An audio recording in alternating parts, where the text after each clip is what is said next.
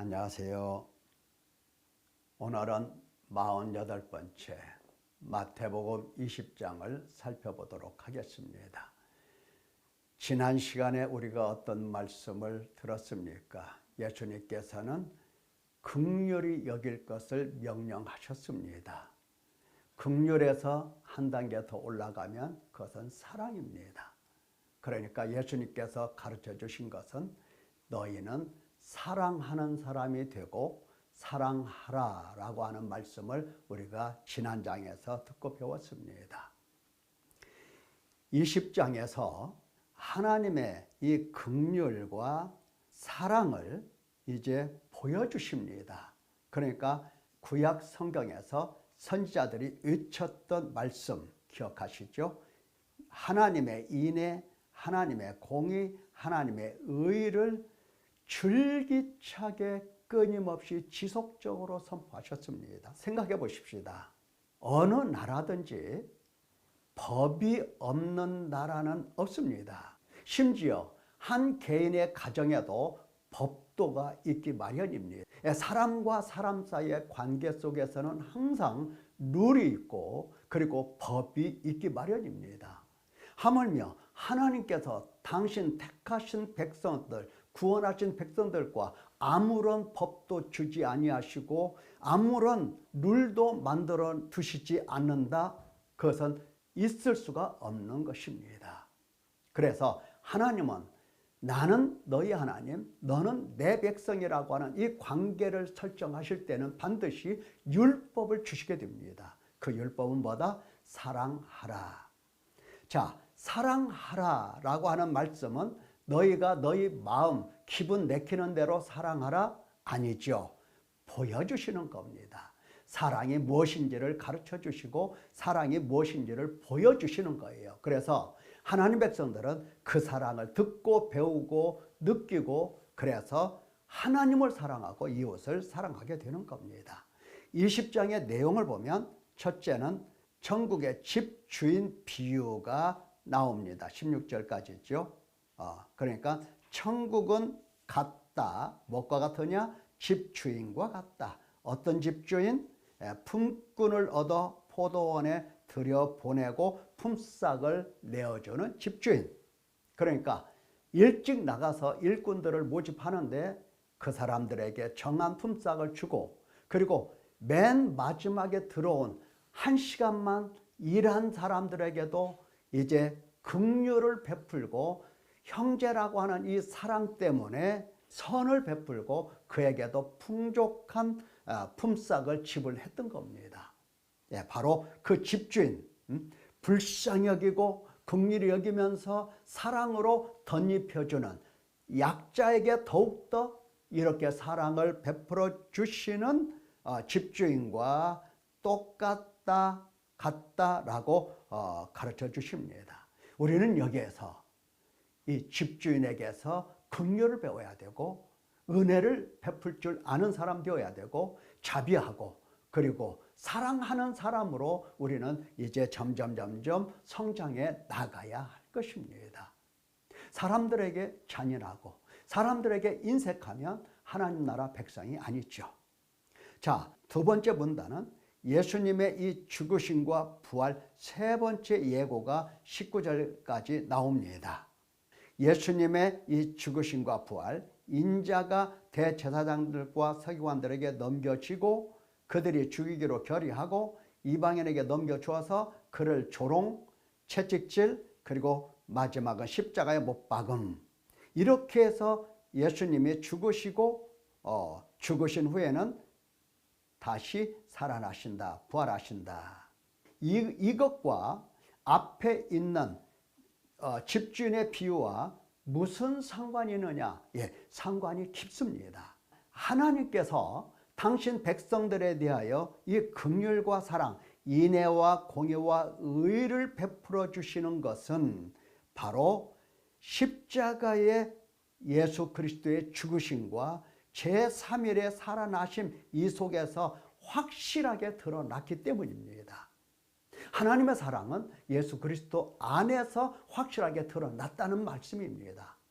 그러니까 예수님의 이 십자가에서 죽으심과 그리고 부활하심을 보면 우리는 하나님의 긍휼, 하나님의 사랑, 인애, 공의, 의, 구약의 선지자들이 외쳤던 인애, 공의, 의, 이것을 보고 듣고 배우고 느낄 수 있어야 되는 것이죠. 자, 예수님께서 이 세상에 오신 목적을 제자들에게 가르쳐 주십니다.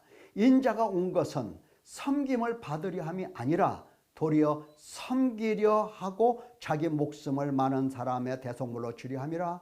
자, 예수님께서 이 땅에 오신 목적이 바로 하나님의 사랑을 실천하기 위함이다, 이렇게 말씀하시는 거예요. 하나님이 당신 백성을 이처럼 사랑하사 독생자를 주셨다라고 하는 이유를 설명해 주시는 겁니다.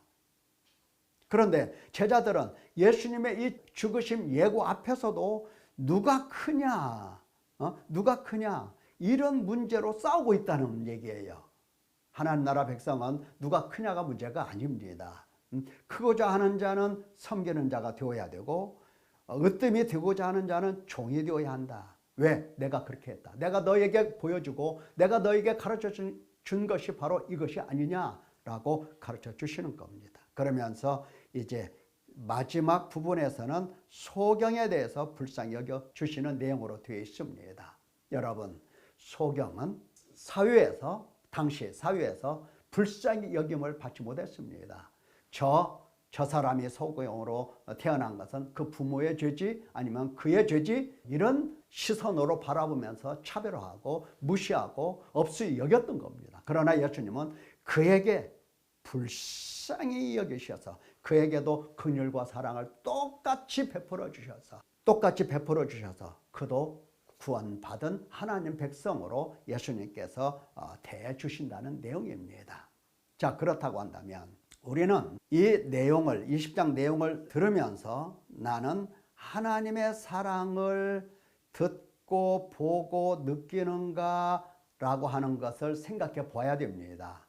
하나님의 사랑을 보고 듣고 느끼는가. 많은 사람들이 그렇게 생각을 해요. 내가 기도했더니 하나님이 이렇게 나에게 물질로 축복해 주시고 건강으로 치료해 주시고 뭐 여러 가지 능력으로 역사하시고, 이런 것들을 보면서 하나님이 나를 사랑하신다, 이렇게 알아듣고 있는데 거기에서 머물면 안 됩니다. 한 단계 올라가야 되죠. 역시 우리는 자꾸 매일매일 성장하는 사람들이기 때문에 올라가야 됩니다. 바울 사도의 고백을 한번 들어보세요. 말씀을 들어보시라고요. 누가 하나님의 택하신 자들을 고발하리요 의롭다 하시는 하나님이시니 누가 정죄하리요. 죽으실 뿐 아니라 다시 살아나신 이는 그리스도 예수시니 그는 하나님 우편에 계신 자요 우리를 위하여 간구하시는 자시니라. 누가 우리를 그리스도의 사랑에서 끊으리요. 누가 우리를 그리스도의 사랑에서 끊으리요. 지금 바울 사도는 어디를 바라보고 있습니까?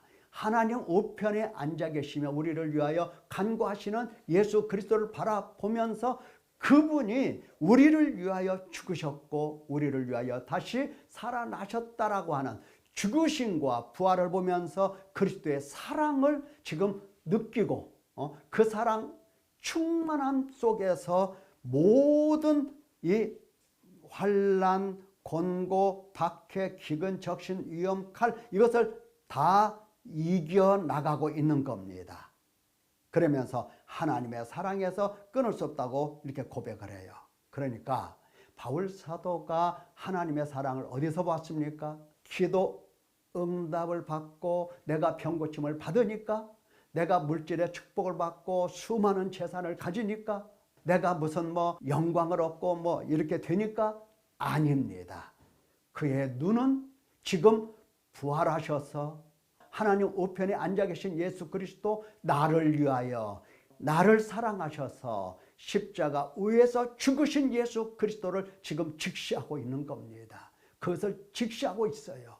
거기에서 사랑을 충만하게 느끼고 배우고 있는 겁니다. 바로 그러한 사랑을 우리가 듣고 있는가? 우리도 똑같이 예수 그리스도의 죽으심과 부활을 듣고 배운 사람들이에요. 아닙니까? 배웠잖아요. 그런데 나는 하나님의 사랑을 듣고 보고 느끼는가? 이 문제를 보라 이 말이에요.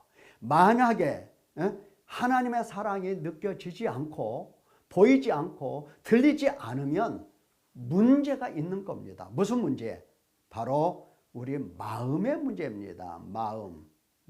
마음이 어떤 문제입니까? 마음은 감성과 지성과 의지로, 다시 말하면 감성에서는 보고 듣고 깨닫는 겁니다. 깨달으면 깨달은 것을 가지고 우리 지성은 그것을 이제 정리하고 통합하고 분석하고 판단하고 이렇게 되는 거죠. 그럼 우리의 의지는 뭐 하는 거냐? 그 사랑을 바라보면서 헌신하고 섬기는 겁니다. 하나님 섬기는 거예요. 예, 그것이 바로 치료된 마음, 치료된 감성과 지성과 의지로서 그리스도의 죽으심과 살아나심을 바라보는 겁니다. 이걸로 바라보는 거예요. 보통은 육체를 따라서 판단합니다. 이게 보통 사람들이에요. 육체를 따라서 판단해요. 이렇게 되면 절대로 예수님의 사랑 못 느낍니다.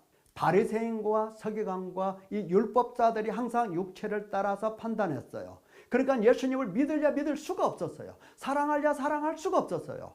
결국은 하나님 백성이 아니고 누굽니까? 사탄의 종들이라고 예수님 말씀하신 겁니다.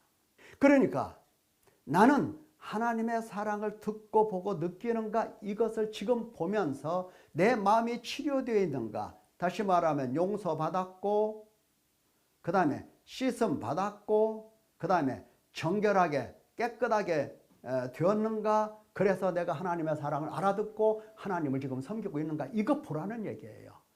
이게 제대로 되어 있지 않는다고 한다면 우리는 가슴을 쳐야 되는 겁니다. 자, 나에게는 하나님 사랑을 따라서 사랑할 수 있는 힘이 있는가?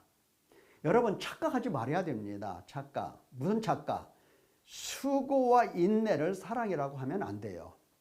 요한계시록에 나오죠. 에베소 교회입니다.